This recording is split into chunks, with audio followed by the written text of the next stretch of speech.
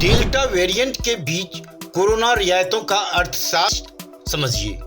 नमस्कार, अपन नजरिया के इस शो में हम सब बात करेंगे कोरोना वायरस के डेल्टा वेरिएंट पर। साथ ही इस वेरिएंट के प्रसार के बीच लॉकडाउन में दी जाने वाली ढील पर भी चर्चा करेंगे कि इस तरह का निर्णय कितना सही और कितना गलत है। आइए देखते हैं अपन नजरिया शो।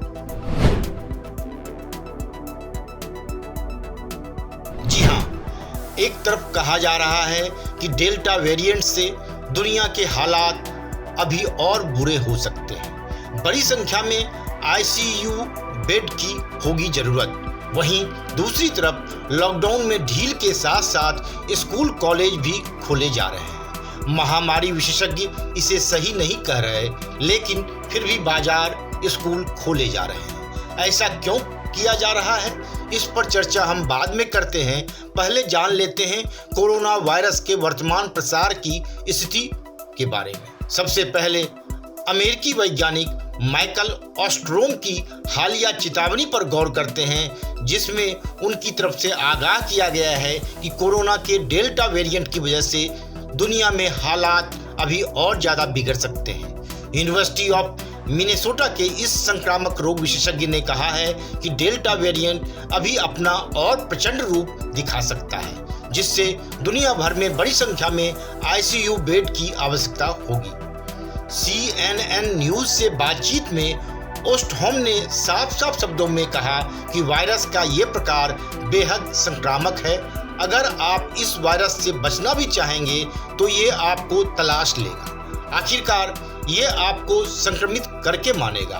अमेरिकी वैज्ञानिक की इन बातों में दम लगता है, क्योंकि भारत के संदर्भ में देखें तो यहाँ भी डेल्टा वेरिएंट एक बार चिंता बढ़ा रहा है। फिर से इस वेरिएंट के चलते देश में रिप्रोडक्शन या आर वैल्यू का आंकड़ा फिर 1 को पार कर गया है। एक महीने पहले यह संख्या 0.93 पर थी। इसके अलावा देश में ऐसे कम से कम 10 राज्य हैं जहां यह वैल्यू 1.01 की राष्ट्रीय औसत से ऊपर बनी हुई है। इसका मतलब है कि एक व्यक्ति एक से ज्यादा लोगों को संक्रमित कर रहा है। मार्च में आर वैल्यू 1.4 यानी 1.4 के आसपास थी और उस समय मामले तेजी से बढ़ रहे थे। वहीं मई में जब मामलों में कमी आनी शुरू हुई तो आंकड़ा 0.7 के करीब आ गया था।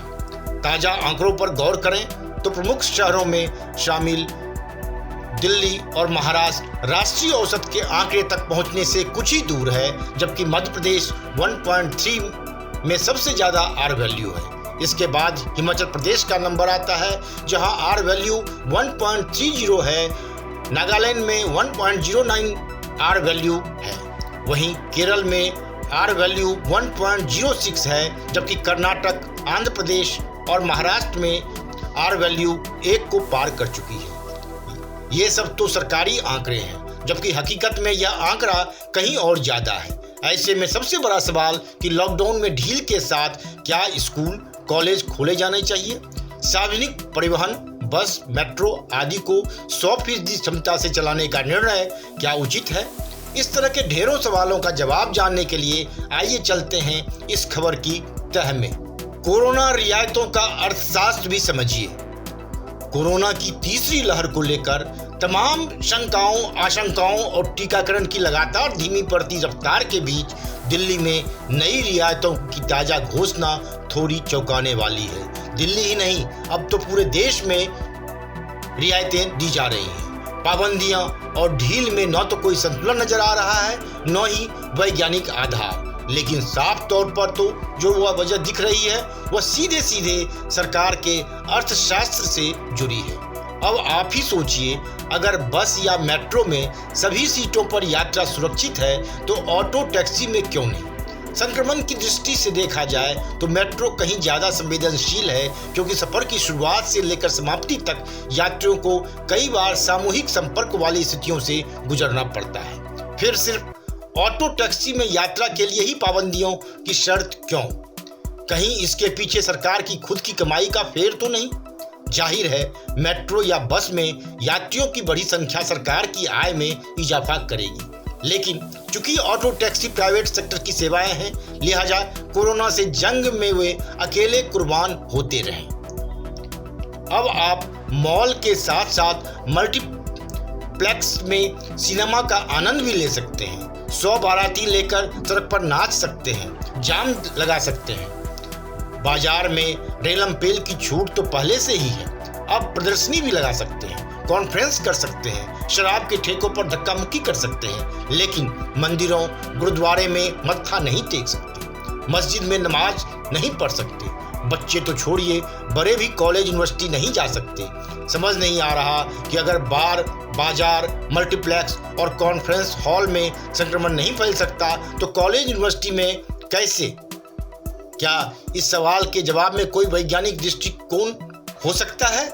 संक्रमण की दृष्टि से सबसे ज्यादा खतरनाक तो स्विमिंग पूल है, मगर उसे खोलने की इजाजत मिल गई।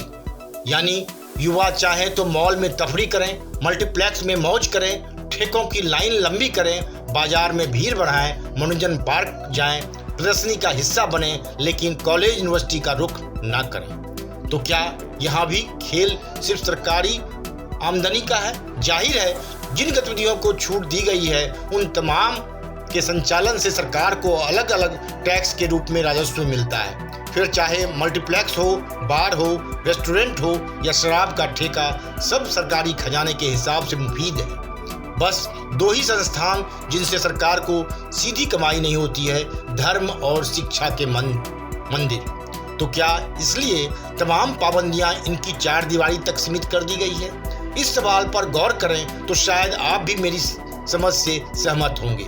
साथ ही इन सवालों के भी जवाब ढूंढिए कि क्या स्कूल कॉलेज भी 50% उपस्थिति की शर्त से नहीं खोले जा सकते? क्या ऑनलाइन और ऑफलाइन क्लासेस का रोस्टर तैयार कर इस शर्त को आसानी से पूरा नहीं किया जा सकता? अगर शिक्षकों और शिक्षकेतर कर्मचारियों के लिए यह व्यवस्था सुरक्षित मानी जा सकती है तो फिर छात्रों के लिए क्यों नहीं? Bureau report, one day मैटरम्स।